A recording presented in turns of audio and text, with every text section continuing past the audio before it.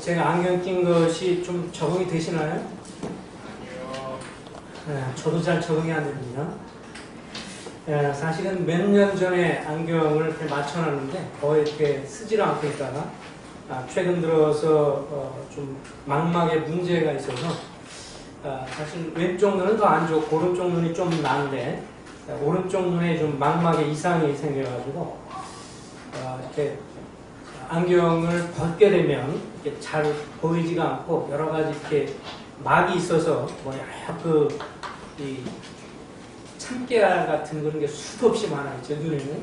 그래서 이제 그것 때문에 이렇게 눈을 보는 데 있어서 불편하기 때문에 안경을 어쩔 수 없이 몇 년 전에 맞춰놓은 것을 다시 이제 끼게 되는데, 어쨌든 지난번에 수요일날 잠깐 기도 제목을 내려놨는데 기도해 주셔서 감사하고, 어쨌든 현재 입장에서 볼 때 이제 의사가 볼 때 수술할 정도의 심각한 건 아닌데 두 가지로 지금 이렇게 보면서 저에게 약을 좀 주고 치료 중에 있습니다. 하나는 이제 지난 캄보디아를 방문하고 나서 이제 와가지고 거기서 먹은 어떤 음식이라든지 이런 면에서 뭔가 감염이 돼서 이제 망막 이상이 왔을 가능성이 있다. 이렇게 생각을 해서 2주치 약을 이렇게 줘가지고 사실 하루에 4번씩 먹으라고 하는데 그렇게 해서 이제 2주를 지켜보고 이제 거기에도 무게를 두는 것 같아요, 의사는. 그 다음에 또 한 가지는 이제 그 이유 중에 한 가지는 체력이 저하되고 면역력이 떨어졌기 때문에 이제 그로 인해서 나타나는 현상. 그래서 두 가지 중에 하나인데 먼저는 제가 캄보디아 갔다 왔고 뭐 이제 갔다 오고 나서 한 이틀 정도 고열에 시달리고 편도선에 염증이 생길 때 그래서 이제 그런 여러 가지를 이제 물어봐서 그랬더니 이제 거기에도 무게를 두고 지금 뭐 이렇게 검사도 많이 하고 피 검사부터 해서 수도 없이 많은 것을 했는데 뭐 지금 그 부분에서 약을 주었는데 며칠째 먹어도 별 지금 효과가 좀 없는 것 같아서 좀 계속 기도해 주시기 바랍니다. 그래서 뭐 다른 치료로 인해서 면역력이 문제가 된다면 그것으로 인해서 좀 이렇게 됐으면 좋겠는데 굉장히 불편해요. 그러니까 앞으로 보는 데 있어서 여러 다른 것들이 많이 있어가지고 책 읽기도 불편하고 여러 가지 면에서 참 그런 상황은 있습니다. 자, 오늘은 이제 그동안 우리가 다니엘서를 계속 읽어가면서 다니엘서를 경건의 시간을 가지면서 이 하나님의 주권 통치를 경험하는 3가지 방법에 대해서 사실 다니엘서 1장부터 6장의 전체 개요가 되겠는데 그 중에서 몇 가지를 좀 이 왕들을 중심으로 좀 살펴보고자 합니다. 결국 이 3왕, 느부갓네살 왕, 벨사살 왕, 다리오 혹은 고레스 이 왕들이 하나님이 통치하신다. 그 바벨론과 그리고 페르시아 제국을 시작하게 되면서 자기들 배후에 하나님이 통치하신다고 하는 것을 배워가는데 이 일에 있어서 하나님의 주권 통치를 경험하는 3가지 방법이 여기 이렇게 나와 있는 것을 볼 수 있죠. 넘겨주세요. 첫 번째는 이제 느부갓네살 왕을 한번 살펴보도록 하겠습니다. 하나님이 그를 직접적으로 간섭을 하셔서 하나님의 주권 통치를 직접적으로 경험한 왕인 것을 보게 되죠. 이 느부갓네살 왕은 성경에 나와 있는 것을 잠깐 요약을 해보면 그는 바벨론 제국에서 가장 바벨론을 강성한 제국으로 만든 왕입니다. 이 전기 바벨론을 생각해보면 뭐 2000년부터 시작해서 주님 오시기 2000년부터 한 1600년까지 주전으로 보기도 하고 이제 이 성경에 나와 있는 바벨론은 신바벨론이고 그래서 후기이기 때문에 이 느부갓네살 왕이 활동할 당시가 주님 오시기 한 600여 년 전 이 느부갓네살 왕이 활동했었는데 성경에 보면 그는 굉장히 아수르 제국과는 틀리게 융화 정책을 썼죠. 그래서 유대 포로 중에서 귀족들을 총명한 사람들을 데리고 자기 왕궁의 신하로 기용할 사람이었고 그리고 그때 당시에 이 바벨론은 아주 대단한 왕국이었죠. 넘겨주세요. 이 바벨론 왕궁은 보통 지금도 흔적을 찾으면 그렇게 말을 하죠. 사각형의 모양으로 왕궁을 만들었는데 한쪽이 20km가 넘는 거예요. 성을 크게 만들었는데 그러니까 동서남북을 다 둘러면 거의 90km가 될 엄청나게 큰 왕궁을 만들었다고 하죠. 그리고 왕궁을 출입할 때 청동으로 이렇게 만들어져 있는데 이런 문이 무려 100개가 있었다고 해요. 한두 개 정도가 아니고 이런 문이 출입하는 문이 동서남북 돌아가면서 100개 정도가 있을 정도로 아주 거대한 왕국을 이루고 아주 이 당시의 지중해 주변을 전체를 다 통과를 하고 있었던 그런 시대인 것을 보게 됩니다. 우리 한국을 생각해 보면 그때 당시 우리나라의 표준연표 실제적으로 고려 시대 때 중일연이 만든 삼국유사에 나온 무슨 단군 할아버지 어쩌고 이런 그거 빼버리고 그런 거 빼버리고 실제적으로 우리나라 역사학자들이 인정하는 것은 위만조선. 그게 언제냐면 예수님 오기 한 200년경. 그러니까 이때 당시 우리나라가 아직 존재하기 전이죠. 우리나라는 존재하기 전에 한 600년경, 예수님 오시기 600년경에 있었던 현상들입니다. 자, 넘겨주시고요. 당시에 느부갓네살 왕이 이런 부조에도 나와 있는 것처럼 촛대라든지 예루살렘을 정복해서 완전히 모든 성전 기물들이나 이런 것을 다 빼앗아 갔죠. 이것을 다 빼앗아 가서 자기의 영광을 드러내고 자랑을 하게 된 그런 것을 볼 수가 있습니다. 그러고 나서 그가 통치를 시작하고 나서 한 20여 년 정도 지난 다음에 그는 자기의 다음 넘겨주시죠. 그러면서 이제 그가 환상 속에서 금신상을 보게 됐죠. 그래서 바벨론의 이제 금신상을 보게 되는데 머리로 된 부분은 바벨론이었고 그리고 그 다음 그만은 못하는 이 메데, 페르시아, 바사 제국, 페르시아 제국이 나타날 것이고, 그 다음에 이 가슴에 있는 부분에서 이제 그리스 제국이 나타나고, 그리고 다리 부분에 해당되는 로마 제국이 나타날 것이라고 하는 것을 꿈속에, 환상 중에 이런 다니엘이 이것을 보게 되지요. 그래서 2장의 부분에 보면 이제 그가 이런 환상을 통해서 하나님께서 장래를 다 통치하시고 세계를 경영하신다고 하는 것을 이렇게 보여주었고 이것은 역사적으로도 확실히 증명이 된 내용들인 것을 볼 수 있게 됩니다. 넘겨주시고요.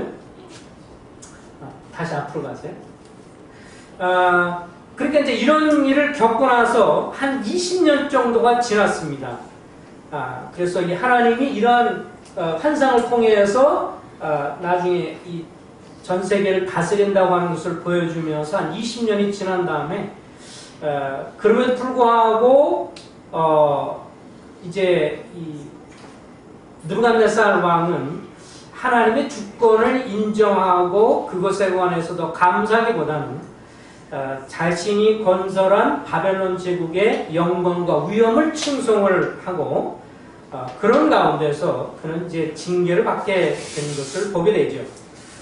그래서 하나님이 그를 징계하셔서 이성 없는 들짐승처럼 생활을 하다가 나중에 그가 정한 기간이 지나고 하늘을 우러볼 때 그에게 떠났던 총명이 돌아오게 되고 그래서 바벨론 왕의 자리에 복귀를 하게 되는 것을 볼 수가 있습니다. 우리가 이제 성경을 읽으면 이 바벨론 1장, 2장, 3장, 4장 읽으면 이런 생각이 들지요. 야, 어떻게 이렇게 놀라운 금신상 같은 걸 보고 나서 하나님이 통치하는 걸 알고 다니엘 해석을 통해서 이제 이 느부갓네살 왕이 하나님을 칭송하잖아요. 하나님은 영원하신 분이고 세계를 통치하시고 이렇게 하고 난 다음에 또 시간 지나니까 좀 지난 다음에 다시 우상을 또 만들고 그래서 우상 앞에 절하지 않는 다니엘의 세 친구를 또 심판하려고 하고 그런 가운데 살려지게 되니까 또 하나님을 찬송하고 근데 또 시간 지나고 나니까 결국은 또 하나님 이 사람을 징계하시고 왜 이런 일들이 일어날까? 하루 이틀에 이런 일이 일어나는 것은 아니죠.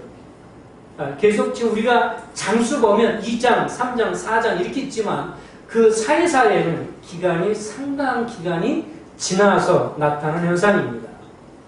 이 금신상을 보거나 이 처음으로 큰 금신상을 보고 나서 이제 다니엘의 세 친구들이 자기가 만든 자기의 그 신상을 절하지 않는 이런 것이 있기까지는 한 20여 년 정도가 경과를 하게 됐습니다.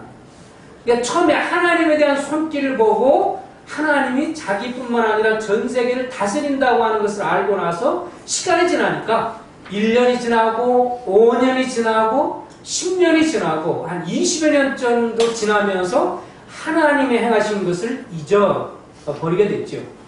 그러고 난 다음에 자기 위용을 자랑하기 위해서 자기의 금신상을 만들어가지고 사람들 앞에다 절하도록 했을 때 이 다니엘의 세 친구가 그것을 거부했던 것입니다.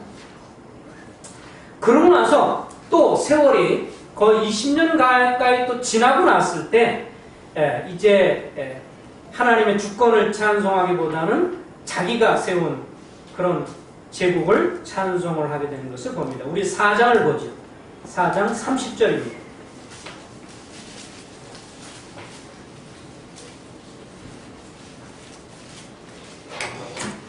그러니까 벌써 그가 왕으로 통치하게 된 그런 이 처음에 바벨론 그 다니엘의 꿈 해석을 지나서 이런 세월이 벌써 한 40년 정도 가까이 지났을 때 그런 이런 또 태도를 보이게 됩니다.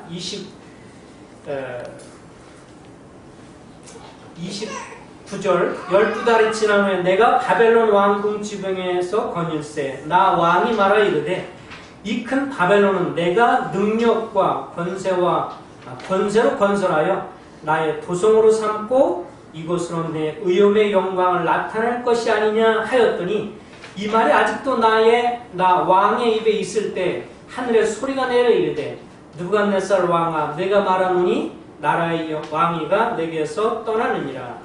내가 사람에게서 쫓겨나서 들짐승과 함께 살면서 소처럼 풀을 먹을 것이요 이와 같이 7대를 지나며 지극히 높으신 이가 사람의 나를 다스리시며 자기의 뜻대로 그것을 누구에게든지 주시는 줄을 알기까지 이르리라 하더라.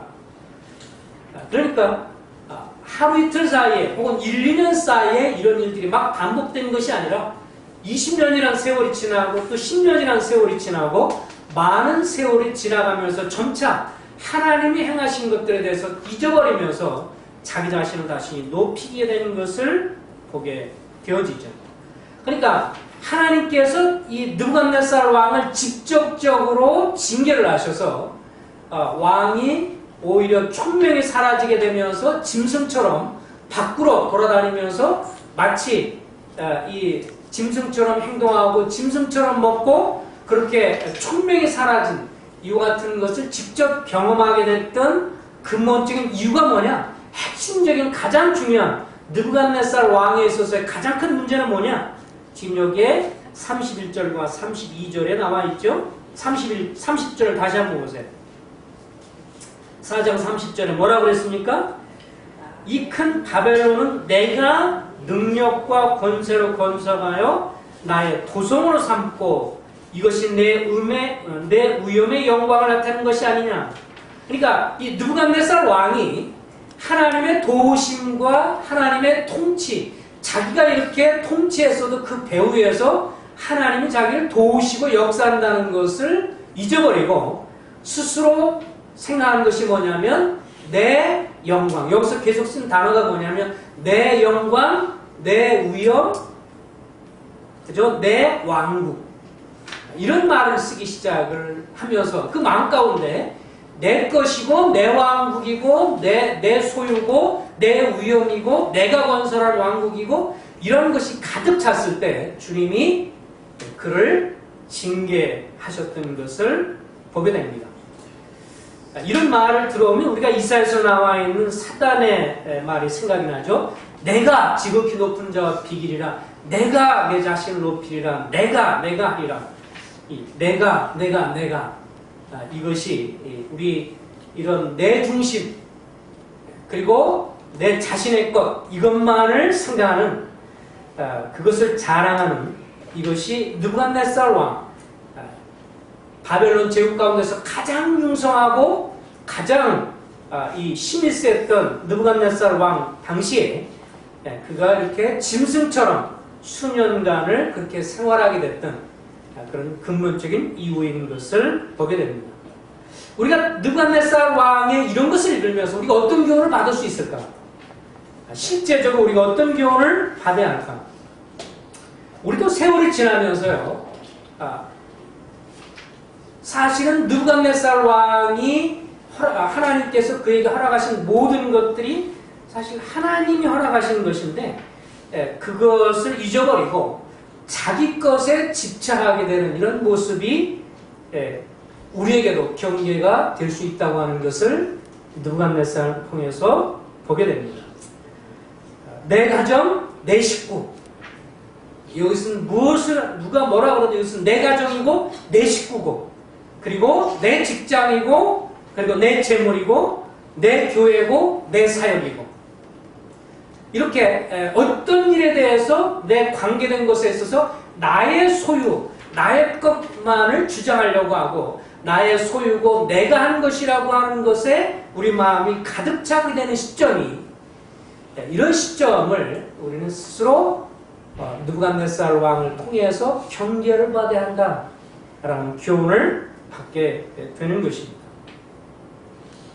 우리가 어떤 일을 하는데 충성스럽게 책임을 갖고 하는 것은 중요하지만 이 일에 있어서 내가 지혜롭기 때문에 일을 감당하고 내가 똑똑하기 때문에 이것을 감당하고 내 재물 때문에 이것을 하는 거고 내가 명석하기 때문에 그리고 이것은 내 것이기 때문에 다른 사람 상관없이 교회는 관계없이 내 것만 챙기려고 한다면 우리 느부갓네살 왕을 향해서 주님이 싫어하셨던 이런 면들을 이것을 통해서 교훈을 받게 되죠. 느부갓네살 왕은 자기 것, 자기 왕국, 자기 영화, 자기가 세운 왕국 이것을 자랑을 했지만 그가 수년간 이렇게 짐승처럼 생활을 하고 난 다음에 그가 깨달은 것이 무엇이냐? 우리 아까 4장을 읽어봤는데 4장에 나와 있죠. 자, 4장 34절 보면 그 기한이 참에 그가 손톱이 33절 보면 바로 그때 일이 나 느부갓네살에 응하여 내가 사람에게 쫓겨난 소처럼 풀을 먹고 몸이 하늘 이슬해졌고 머리털이 독수리 털과 같이 자랐고 손톱은 새 발톱까지 되었더라. 그 기한이 참에 나 느부갓네살이 하늘을 우러보았더니 내 총명이 내게 다시 돌아온지라. 그러면서 36절 다 같이 한번 읽어보겠습니다. 시작. 그때 내 총명이 내게로 돌아왔고 또 내 나라의 영광이 대하여 내 우영과 강명이 내게로 돌아왔고 또 나의 모사들과 간원들에게 찾아오니 내가 내 나라에서 다시 세움을 받고 또 지극한 유세가 내게 더하였느니라. 자, 이때 이 느부갓네살 왕이 짐승처럼 그렇게 전 세계를 호령하던 이 지중해 연안을 다 호령하던 느부갓네살 왕이 교만함으로 내 왕국, 내 영광, 내 왕국 이런 것들을 자랑하다가 짐승처럼 됐다가 수년 지난 다음에 돌아오면서 깨닫게 된 게 뭐예요? 그 고백이 뭡니까? 나에게 영광이 있고 내 사람들이 있고 이 모든 왕국 이것은 하나님이 허락하셔서 된 것이구나 라고 하는 것을 그때 비로소 깊이 절감하고 깨닫게 됐다고 하는 것입니다. 사람이요 머리로 주님이 주신 거야. 이것은 주님이 주신 거지. 내가 하는 가족, 내가 하는 직장, 내가 하는 이 모든 거, 돈, 재물, 이 모든 거 주님 주신 거야 라고 머리로 그냥 인식하는 거하고 그것을 마음으로 정말 받아들이는 거는 같을까요? 다를까요? 다릅니다. 그 이전에 느부갓네살이 뭐라고 말했어요? 엄청나게 주님이 다스리는 왕국이 대단한 것이고 하나님은 세계를 통치하시고 지식으로 사람들 앞에 말까지 했어요. 그런데 그가 정말 경험한 것은 뭐예요?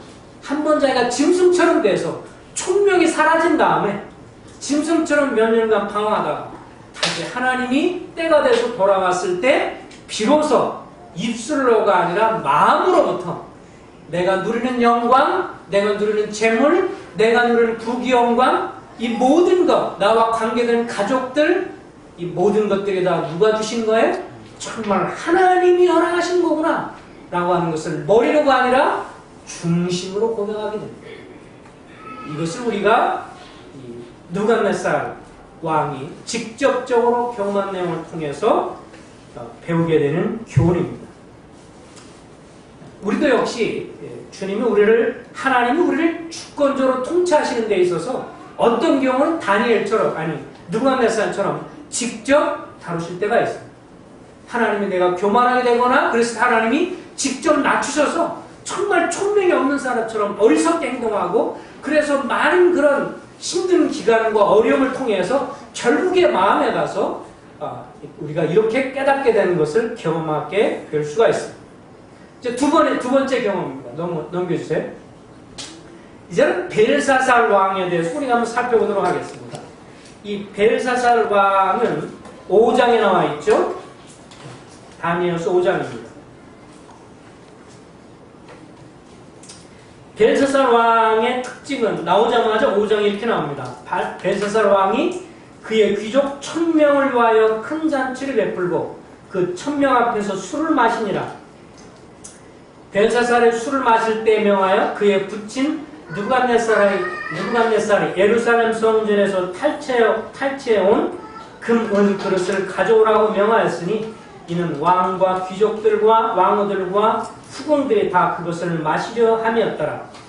이에 예루살렘 하나님의 전 성수 중에서 탈취해온 금, 은 그릇을 가져오면 왕이 그 귀족들과 왕후들과 후궁들로 더불어 그것으로 마시더라. 그들이 술을 마시고는 그 금, 은, 구리, 쇠, 나무, 돌로 만든 신들을 찬양하니라.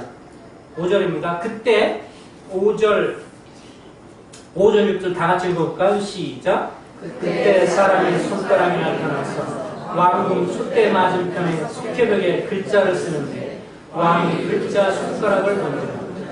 이에 왕이 즐기던 얼굴빛이 변하고 그 생각이 번민하여 널쩍저리 마디가 녹는 듯하고 그의 무릎이 서로 부딪힌지라. 그래서 이제 두려워하게 돼서 어찌할 줄 모를 때 그 아내가 다시 다니엘을 부르게 되죠. 그동안 전왕이었던 느부갓네살 왕 때 섬겼던 그 해석하고 그런 걸 다 들어서 알고 있었기 때문에 그래서 다니엘을 통해서 다니엘을 부르게 되고 다니엘이 이것을 해석을 하게 되는 것을 볼 수 있습니다. 그런데 자 22절에 보면 22절부터 읽어보겠습니다. 벨사살이여 왕은 그의 아들이 되어도 이것을 다 알고도 아직도 마음을 낮추지 아니하고 도리어 자신은 하늘의 주저보다 높이며 그리고 특별히 20절에 보면 글씨 내용 중에서 대개는 왕을 저울에 바라보니 부족함이 보였더라. 이 벨사살 왕은 이제 이 하나님의 직접적인 징계를 받은 사람은 아니고 이 사실은 원래는 자기 할아버지 느부갓네살 왕을 통해서 직접적인 경험이 아니라 간접적인 하나님의 주권적인 통치를 경험한 사람입니다. 5장 22절에 보면 그는 그 할아버지 느부갓네살 왕이 직접 경험한 것을 다 알고 있었던 것을 보게 됩니다. 우리 성경에 보면 이제 아버지라고 이렇게 표현이 되고 있는데 그래서 직접적으로 느부갓네살 왕이 이 벨사살의 아버지처럼 생각이 되는데 원래 이제 성경에서 아버지라고 할 때 옛날에는 그것은 그의 선조 조상을 얘기하는 거기 때문에 그 세계 역사에 보면 이 느부갓네살 왕에 이어서 또 다른 그 선조가 나타나게 되죠. 근데 통치는 한 2년 정도밖에 못하게 되고 또 모반이 일어나서 결국은 그 이후로 벨사살 왕이 등극을 하게 됩니다. 그러니까 실제적으로 보면 느부갓네살 왕의 손잡볼이 벨사살인 것을 볼 수 있습니다. 자, 넘겨주세요. 그래서 대왕의 큰 1000여 명이 넘는 사람들이 앞으로 잠깐 넘겨주시고요. 이 1000여 명이 넘는 사람이 크게 함께 이 잔치를 벌이면서 이제 느부갓네살 왕이 죽고 나서 자기가 통치한 지 거의 한 18년 정도가 지난 다음에 일어난 현상입니다. 그러니까 한 18년 그 이전에 자기 할아버지 느부갓네살 왕이 경험했던 것을 다 알고 있는 사람이에요. 하나님이 정말 통치하시고 겸손하지 않으면 저렇게 할아버지처럼 짐승될 수도 있구나. 내가 이 나라를 통치하더라도 사실 배후에는 하나님 있다고 하는 것을 지식적으로 다 알고 있고 그랬던 사람이고, 근데 한 20년 정도, 이제 18년 정도 그 세월이 지난 다음에 이 마음에 이제 객기가 들고 교만하게 되면서 결국 자기와 왕궁들을 크게 대연회, 대축제와 잔치를 벌리고 사람들이 함께 모이면서 이 그동안 자기 할아버지가 가져왔던, 느부갓네살 왕이 예루살렘에서 다 가져왔던 성전의 기물들, 그릇들, 온갖 성전의 하나님을 예배하고 있었던 모든 그릇들을 생각이 나가지고 그것을 다 가져오라고 그러고, 사실 할아버지도 하지 않았던 짓인데 이 벨사살 왕은 이제 그 일을 하게 되죠. 그러면서 그것을 함께 가지고 다 마시자 그럴 때 이쪽 벽에 이제 그 손이 나타나서 글을 쓰게 됩니다. 넘겨주세요. 그 손이 나타나서 글을 쓴 내용들이 오늘 성경에 보면 25절에 5장 25절에 나왔죠. 기록된 글자는 이것인 곧 메데메데 데겔 우르바시인이라고 하는 것인데, 자, 이것을 보니까 하나님이 그 세대를 세워서 끝나게 했고, 27절 특별히 보니까 왕을 저울에 달아보니까 부족했다. 그래서 이제 끝난 바 되어서 넘겨줄 것이다 라고 하는 것을 접하게 되는 것입니다. 이 벨사살 왕을 통해서 우리가 배우는 교훈은 무엇이냐? 하나님께서 느부갓네살 왕 같은 경우는 직접 다스리시고 직접 징계하신 것에 비해서 이것은 간접적으로 주변 사람들을 통한 간접적인 경험에 대해서 우리가 어떤 태도를 가져야 하느냐라고 하는 것을 이 벨사살을 통해서 배우게 됩니다. 그가 왕권을 빼앗긴 주된 이유가 뭐예요? 핵심이 5장 22절. 다시 한번 5장 22절을 보겠습니다. 5장 22절, 23절 다 같이 읽어보겠습니다. 시작. 벨사살이여, 왕은 그의 아들이 되어서 그것을 알고도 그 마음을 낮추지 아니하고 우리어 자신을 하늘의 주제보다 높이며 그의 성전 그릇을 왕으로 가져다가 왕과 귀족들과 왕들과 후궁들이 다 그것으로 술을 마시고 왕이 또 거지도 스치고 알지도 못하는 그 물들이 쇠와 놀러가는 신상들을 찬양하고 도리어 왕의 호흡을 주장하시고 왕의 모든 일을 작정하시는 하나님께는 영광이 돌리지 아니한지라. 이것이 가장 큰 문제죠. 그러니까 이 주변 사람들을 통해서 간접적인 경험을, 특별히 자기 할아버지를 통해서 간접적인 경험을 하는 것이 벨사살 왕인데, 하나님께서 벨사살 왕을 다루게 되는 것에 가장 핵심이 딱 나와 있죠. 22절 이렇게 나와 있습니다. 벨사살이요, 왕은 그의 아들이 되어서, 실제는 손자죠. 그의 아들 손자가 되어서 이것을 다 알고도 아직도 마음을 낮추지 아니하고,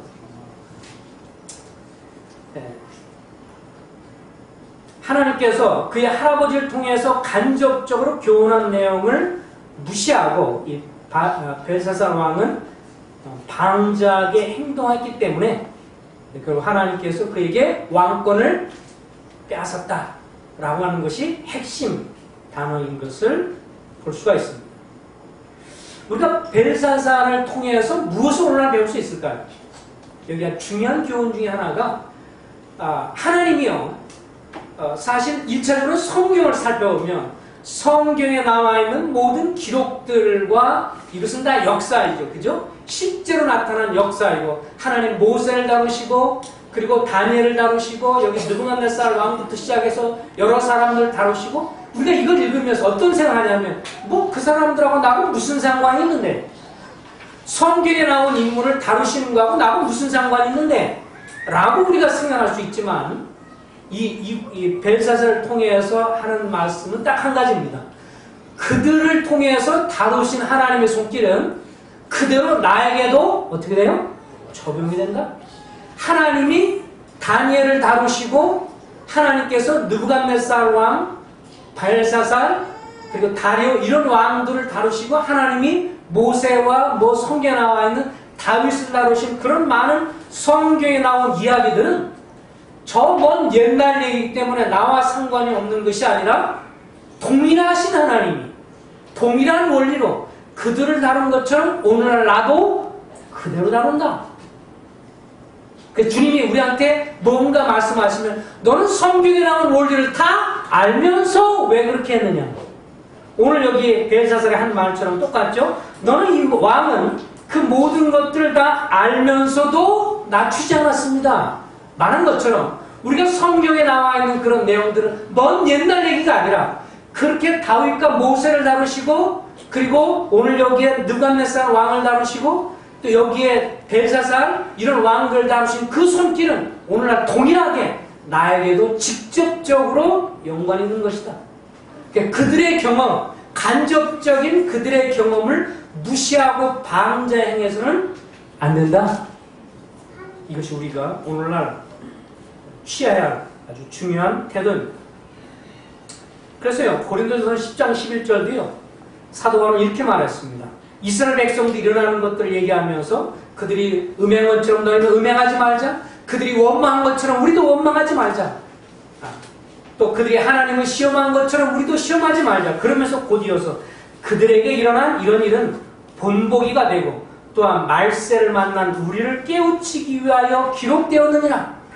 그러니까 성경에 나와 있는 이런 이야기들은요, 우리하고 무관한 것이 아니고 과거에 수백 년에 있었던 그런 내용으로 끝나는 것이 아니라 지금 오늘 나에게 그들을 다루셨던 하나님의 손길, 그들을 다루셨던 하나님의 영적인 원리는 오늘날 나에게도 그대로 해당된다고 하는 것을 주님은 말씀하고 있는 거예요.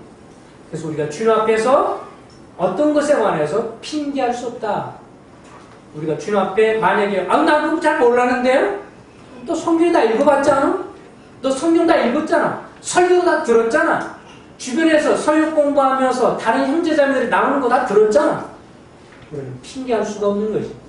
또 한 가지 우리가 뭘 배워? 어떤 지체가 주변에는 형제자매가 경험하고 간증하고 나누는 것은 곧 나에게 그대로 해당되는 것이다. 저 형제님이 경험한 내용은 나에게 그대로 일어날 일이고 저 형제가 경험하는 것은 나에게도 일어날 것이다. 나하고 상관없다, 무관하다가 아니라요, 직접적으로 나에게 연관성이다. 그러니까 다른 형제님이 배운 것에 있어서 주님 앞에 대가를 지불하고 배운 것에 있어서 우리가 어리석게 그것을 무시하는 것을 해서는 안 된다. 벨사살의 문제는 뭐예요? 자기 할아버지가 배운 것을 무시했어요. 할아버지가 그렇게 힘들게 배운 것을 무시하고 방장에 행했죠. 우리가 주변에 다른 성도들, 우리 가까이 있는 성도들, 성경의 인물뿐만 아니라 우리 주변의 성도들이 경험하는 것에 있어서 우리 자신을 살피고 돌아보아야 합니다. 형제들아, 사람이 만일 무슨 범죄함이 일어나거든 신령한 너희는 온유한 심령으로 그러한 자를 바로잡고 너 자신을 돌아보아 너도 시험을 받을까 두려워하라. 우리는 벨사살 왕을 통해서 간접 경험도 주님이 나에게 직접적인 경험처럼 그렇게 평가하신다고 하는 원리를 배우게 됩니다. 벨사살 왕을 향해서 넌 이것을 다 알면서도 왜 그랬느냐 라고 하는 것처럼 우리도 다 알면서도 그런 것에 대해서 주님이 평가할 수 있다고 하는 것. 그런 면들을 우리는 이 벨사살 왕을 통해서 배우게 됩니다. 넘겨주세요. 그 다음에 이제 세 번째는 다리오 왕의 경우입니다. 자, 우리가 잘 아는 것처럼 다니엘서 5장 30절에 보면 30절에 그날 밤에 갈대아 왕 벨사살이 죽임을 당하였고 메대 사람 다리오가 나라를 얻었는데 그때 다리오는 62세였더라. 그래서 다리오가 육장에 들어가서 자기 뜻대로 고관 120명을 세워 전국을 통치하게 하고, 세 번째는 하나님의 주권 통치를 배우는 방법 중 한 가지가 하나님의 종을 통한 간접 경험을 우리 다리오 왕이 배우게 되는 것을 볼 수가 있습니다. 그는 왕국에 있으면서 하나님을 항상 섬기는 다니엘의 신앙과 또 그의 충성됨을 보면서 결국 페르시아 국가의 총리로 세웠던 것을 보게 됩니다. 그러니까 이 벨사살 왕을 생각하면 어찌 보면 정치적으로 생각한다면 자기 주변 사람들을 잘 다스리지 못했죠. 그래서 모반을 일으켜서 하룻밤 사이에 사람들이 와가지고 벨사살 왕을 죽이게 됩니다. 영적으로 입장에서 보면 하나님 앞에 교만한 자이기 때문에 하나님이 그를 죽도록 허락하셔서 결국 죽게 되는 것이죠. 하나님이 그의 그 벨사살 왕을 향해 쓴 말이 참 그 의미가 있는데 왕을 저울에 달았더니 부족했다. 상당히 이 말씀이 참 두려운 말씀이죠. 하나님은 벨사살 통해서 보는 건요. 잊어버릴 것 중에 우리가 잊지 말할 것 중에 한 가지는요. 하나님은 인생을 달아보신다. 인생을 저울질한다는 거예요. 여러분과 나의 삶에 대해서 하나님이 저울질을 한다는 겁니다. 하나님이 저울질할 때 1년, 2년을 딱 잘라서 짤막하게 저울질하는 게 아니고요. 그의 인생 전체를 놓고 저울질을 하시죠.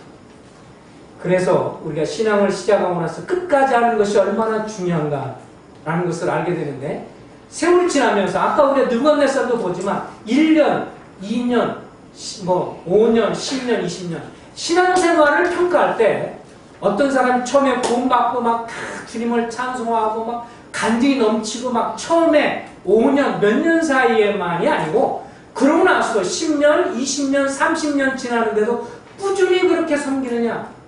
다니엘은 그런 사람이었던 것을 보게 되죠. 그래서 하나님 그를 존중하십니다.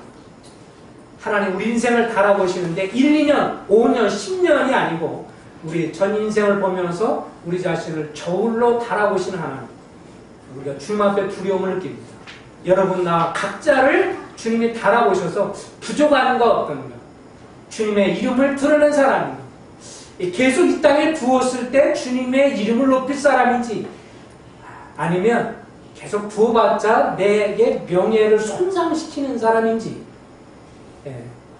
그렇게 생각이 들어요. 주님이 각 하나님의 주권에 따라서 우리를 때가 되면 될 것 같시는데 우리가 다 이해할 수 없지만 한 가지는 우리가 살아서 주님 보실 때 주님의 영광을 드러내고 주의 이름을 계속 드러나는 만큼은 네가 이 땅에 살 만한 이유가 있다.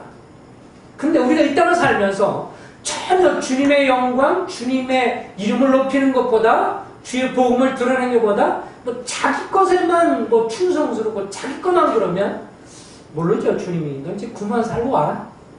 이렇게 하시는 수도 있죠.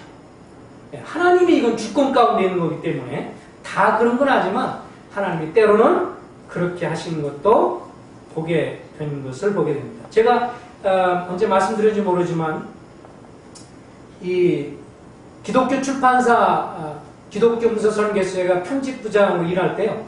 그때 제가 이렇게 원고를 정리한 것 중에 지금도 기억나는 게 있는데 일반 교회 장로교에 있었던 것 같아요. 어느 목사에 관한 이야기였습니다. 그 사람에 대한 실제 이야기인데 방배동인가 어딘가를 적을 두고 있으면서 나가는데 이 목사가 이제 저 대군가 지역에서 막 성경 집회를 해가지고 초청을 받았어요.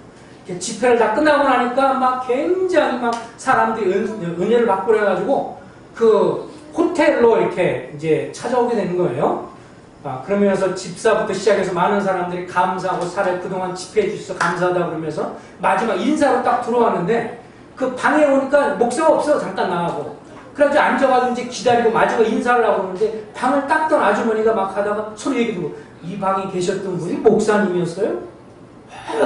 당신도 말씀 들어야 된다고. 그분의 말씀이 얼마나 훌륭하고 놀라운지 당신도 모를 거라고 막 그랬더니 갑자기 얼굴색 변화더니 빨리빨리 나가려고 그러더니 왜 그러냐 그랬더니 매일 밤마다 여기 방에서 아가씨를 불렀어요. 숙소에 계속해서 다른 여자들을 부른 거죠. 가서 설교를 기가 막히게 했는지 모르지만 밤마다 사실 간음하고 잘못된 일을 한 거죠. 이 말을 듣고는 그 집사이라는 사람도 무서워가지고 얼른 정리해서 그냥 사라져버렸어요. 그러고 나서 몇 개월 후에 이 목사가 죽었는데요. 진짜 몸이 벌레에 의해서 썩어서 죽었답니다. 실제로 있던 이야기예요. 그래서 몸이 죽었는데 이 썩어서 벌레가 그를 먹어서 죽었다고. 하나님의 영광을 드러내지 않을 때 교만하다. 이것은 헤로데만 일어나는 게 아니라 오늘날도 일어나는 그런 이야기들이. 자, 근데 이제 다시 다리오로 한번 보겠습니다. 이 다리오는 이제 이 벨사살 왕이 죽자마자 곧바로 메대 사람 다리오가 됩니다. 이때부터 바벨론 시대는 끝나고 페르시아 왕국이 시작되는 겁니다. 그래서 우리가 이제 이 성경을 읽으면서 한 가지 좀 약간 좀 어려운 게 뭐냐면, 이 다리오 왕을 연구하면서 읽을 때, 이 다리오 왕이 여러 사람이 성경에 나와요. 다리오 왕이 여러 사람이 나오게 되는데, 이게 순서적으로 가장 자연스러운 것은 바벨론 왕국 벨사살 왕이 죽고 나서 곧바로 페르시아 왕국이 시작된 사람은 사실 누구냐면 에스라, 느헤미야서에 보면 고레스 왕이거든요. 고레스 왕이 나와야 되는데 여기 보니까 갑자기 다리오 왕이 나와요. 그래서 이 문제를 이렇게 살펴보니까 많은 성경학자들이 이제 이렇게 해석을 합니다. 이 다리오라고 하는 말은 실제로는 페르시아 왕에 대한 칭호로 사용이 된 것이지, 그래서 성경에 보면 이 다리오라는 이름이 다섯 사람 정도에게 붙여서 나오게 되는 걸 보게 되는데요. 우리 아는 것처럼 바로라는 것을 듣죠. 바로는 누구냐 하면 애굽의 왕에 대한 칭호가 바로입니다. 그러니까 바로 그러면 딱 바로 한 사람만 있는 게 아니고 바로 뭐 아구멘투스, 바로 누구누구 이렇게 해가지고 애굽 왕을 칭호로 들 때 쓰는 말이지 바로 왕 딱 하나만 있는 게 아니에요. 계속 성경은 그래서 이 바로도 있고 저 바로도 있고 계속 바로가 연결되는데 그 애굽 왕들에 대한 칭호로서 우리나라 말은 무슨 대왕 정도에 들어가는 거죠. 세종이냐 문종이냐 앞에 들어가야지 대왕만 갖고는 누군지 모르잖아요. 그것처럼 바로라고 하는 것이 애굽 왕인 것처럼, 그리고 로마에서도 마찬가지로 로마 제국에서도 시저라고 하는 것이 있습니다. 시저라고 하는 것은 그 사람 딱 왕만 있는 게 아니고요. 시저 아우구스투스, 시저 누구누구 이렇게 나오면서 그 로마 황제들에게 붙여진 칭호입니다. 시저는. 그것처럼 이 페르시아 왕들에게 붙여지는 것이 뭐였냐면 다리오. 그러니까 원문을 보면 다리오 고레스라고 보는 것이 맞다 라고 하는 것이 일반 성경을 잘 연구하는 분들의 말입니다. 그러니까 다리오, 여기는 고레스 왕. 고레스 왕은 누구예요? 우리가 잘 아는 것처럼 에스라서에서 칙령을 발표해서 이스라엘 사람이 70년 바로 바벨론의 포로 생활을 끝마치고 다 돌아가도록 칙령을 발표한 사람이 그 유명한 페르시아의 고레스 왕입니다. 그래서 이 다리오 고레스를 일컫는 것으로 보면 좋습니다. 그래서 그는 이 처음부터 충성스럽게 누구예요? 다니엘이 주님을 충성스럽게 섬기는 것을 잘 알고 그를 총리로, 무엇보다도 가장 총리 중에서 높은 사람으로 세웁니다. 그렇지만 좀 시간이 지나면서 어리석게도 다니엘의 숙적들의 모함에 넘어가서 충성스러운 다니엘을 사자굴에 넣는 실수를 저지르게 되죠. 그렇지만 그 실책을 깨닫고 다니엘이 사자굴에서 살아남기를 소원했고, 하나님께서 결국 그를 보호해 주셔서 그 사자들이 다니엘을 물지 않고 보호하는 그런 기적을 경험하면서 하나님의 주권 통치를 경험한 사람이 바로 다리오 고레스 왕인 것을 볼 수가 있습니다. 자, 이 사람에 대한 것에 이 왕에 대한 핵심은 6장 14절 보겠습니다. 6장 14절 보면 이 다니엘을 이제 결국은 이 밑에 사람들이 또 그를 모함을 해서 결국은 자기한테 절하도록, 신상을 만들어 절하도록 하면서, 그럼에도 불구하고 다니엘은 뜻을 전해서 하루에 3번씩 예루살렘을 향해서 과거 솔로몬 왕과 하나님과의 언약에서 이 예루살렘 성을 향해서 기도하면 들으시겠다고 하는 그 말씀을 따라서 그가 기도하게 되는 것을 보게 되죠. 그럴 때 그것으로 인해서 이제 이 다니엘을 결국은 모함에 의해서 사자굴에 집어넣고 나서 14절 다 같이 읽어보겠습니다. 시작. 왕이 이 말을 듣고 그로 인하여 다시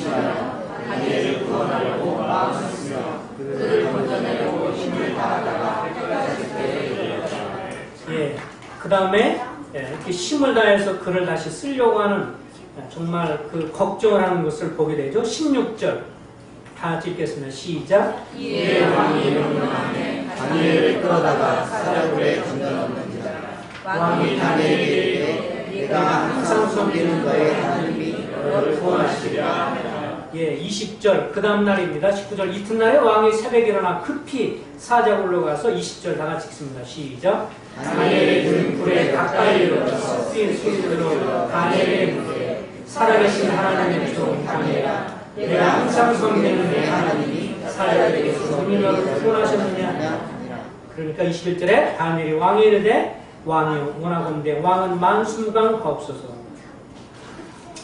여기서 하나님의 종을 통한 간접 경험이 다리오 고레스가 하게 되는데 넘겨주세요. 그 왕에 대한 부저입니다. 다리오 고레스 왕. 그래서 여기도 보면 그 우표에도 보면 이런 식으로 해서 이렇게 이 고레스 왕, 다리오 고레스 대왕에 대한 것을 이 과거에 기념으로 해서 만들어 놓은 것입니다. 넘겨주시고요. 다리오 고레스 왕의 정복이 대단했다고 하죠. 그래서 지금도 이렇게 부조로 나와 있는 것인데 돌에 새겨진 것인데 전쟁하게 되고 나중에 그 주변을 통치하게 된 왕이 되는 것이고요. 넘겨주시고요. 결국 사자굴 속에 다니엘이 들어가게 되고 하나님이 그를 보호하시는 것을 보게 됩니다. 넘겨주시고요.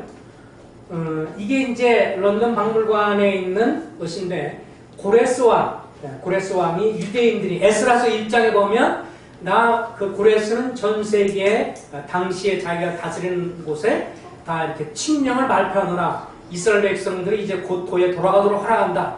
그래서 그들이 70년이 찼기 때문에 모든 기명과 이런 것을 가지고 본토 예루살렘에 가서 섬겨라 라고 칙령을 발표한 내용의 원본 내용입니다. 박물관에 보관이 되어 있는, 그래서 고레스가 직접 만든 그 내용의 그것을 지금도 보관을 하고 있는 것이죠. 그래서 여기에서의 이제 핵심은 뭔가, 이 다리오 왕이 직접 느부갓네살처럼 직접 하나님의 어떤 징계를 받은 사람 아니고, 그러면서 주님을 알아간 사람도 아니고, 벨사사처럼 간접적으로 경험했는데, 이 사람은 어떻게 하나님의 능력을 경험했냐면 하나님의 종을 선대했던 것으로 하나님을 경험하는 것을 보게 됩니다. 그가 20절에 보면 아주 그 묘사가 잘 나와 있는데 20절 다시 한번 읽어보죠. 시작. 다니엘이 듣는 불 가까이 이르러서 슬피 소리를 질러 다니엘이 듣되 살아계신 하나님의 종 다니엘아, 내가 항상 섬기는 내 하나님이 사자에게서 능히 너를 구원하느냐. 네, 여기 보면 이 고레스 다리오 왕이 이 다니엘을 향해서 붙인 이름이 있죠. 뭐라고 붙였어요? 하나님의 종 다니엘아. 그는 하나님에 관해서 다니엘처럼 아는 사람이 아니죠. 자기가 왕이지만 페르시아 이제 왕이 됐지만, 그런데 그 하나님을 경험하게 됐고 하나님의 능력을 경험한 것이 뭐냐면 하나님의 사람, 하나님의 종 다니엘아. 그는 하나님을 충성스럽게 섬기는 종들을 선대함으로 인해서 하나님을 경험한 사람입니다. 우리가요, 신앙생활을 해나가면서 이것이 또 하나님의 주권을 경험하는 중요한 요소 중에 하나입니다. 여러분들이요, 성경에 보면 존경할 사람을 존경하라 이렇게 말씀을 해주고 있죠. 그리고 주님이 말씀하기를 여기 내 형제 중에 지극히 작은 자에게 한 것이 곧 내게 한 것이다. 우리가 성도들과의 관계 속에서 어떤 태도를 하느냐, 이것이 굉장히 중요합니다. 다른 성도들을 귀하게 여기는 것, 그가 그리스도인이기 때문에 주님의 피를 갖고 있는 그리스도인이기 때문에 성도를 존중히 여기는 것, 주님 이것을 귀하게 보십니다. 뿐만 아니라 하나님을 여기 다니엘처럼 하나님을 충성스럽게 섬기는 하나님의 종들을 인정하는 것, 이것도 역시 마찬가지로 귀한 것입니다. 그래서 과거도 제가 말씀 들은지 모르겠습니다만 이 전 세계적으로요, 이 브래들린이 갖고 있는 귀한 유산 중에 한 가지는 하나님의 말씀을 증거하고 하나님의 말씀을, 복음과 말씀을 전하는 종들을 귀하게 여겼다고 하는 것입니다. 만일 경우요, 외부에서 말씀을 전하는 사람이 누가 왔다, 우리 수용기 하나님 말씀을 증거하는 사람이 왔다, 그러면 여러분이 진짜 복 받으면 어떻게 되는 줄 알아요? 어서 우리 집에 머물러 주소서. 이런 태도를 갖는 사람이 복 받는 사람이에요. 그가 하나님을 충성스럽게 섬긴 사람이라고 하는 것을 알면 그 사람을 향해서 접대해주고 그 사람을 초청해서 그걸 통해서 자녀들한테 말씀 한마디라도 권면해달라고 그러고 또 축복을 해달라고 그러고 이런 태도를 갖는 사람이 정말 하나님의 복을 받는 사람입니다. 믿으십니까? 안 믿으시면 마시고요. 근데 그렇게 과거에도 하는 사람을 보면요, 하나님이 정말 축복하신 것을 봅니다. 그래서 충성스럽게 전국 모임에도 오면 50년, 60년 잘 섬기는 분들이 있어요. 근데 그분들이 보면 복음을 전하고 하나님 말씀을 증거하는 사람을 항상 선대하세요. 제가 과거에 어떤 서울에 있는 제 모임에 갔었는데 지금도 인상적이에요. 그분이 사실 노정이에요. 연세가 많으신 분이에요. 제가 이렇게 서재에 보니까 책 좋은 책 됐어. 참 책 좋습니다. 그랬더니 그냥 가져가세요. 딱 그래요. 그랬더니 주의 종이신데 가져가시죠. 그런 말을 제가 별로 안 들었었는데 그분이 그 주의 종이신데 가져가시죠. 사실 대선배세요. 그분이. 대선배시고 사실 박주혜 형제님이신데 지금 76세가 되신 분인데 사무실에 갔더니 책들이 좋은 책이 있어 그랬더니 이거 가져가시죠. 주의 종이신데. 그게 이렇게 마음 가운데 들면서 야, 그런 태도를 이 형님이 갖고 계십니다. 이 주님, 이 다리오가 하나님의 능력을 경험했다는 것은 주님의 사람, 항상 하나님을 섬기는 사람이 누군가를 알고 그를 선대하고 그를 선대하고 들으면요, 하나님이 그에게 어떻게 하세요? 뭘 주세요?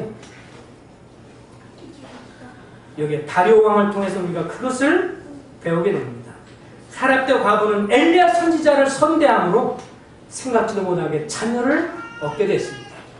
하나님의 사람을 접대하는 것, 하나님을 경외하고 섬기는 사람을 귀히 여기고 존중하는 것, 여러분의 삶에 하나님의 복을, 하나님의 통치를 경험하는 길이 된다는 것도 우리가 다리오 고레스 왕을 통해서 배웁니다.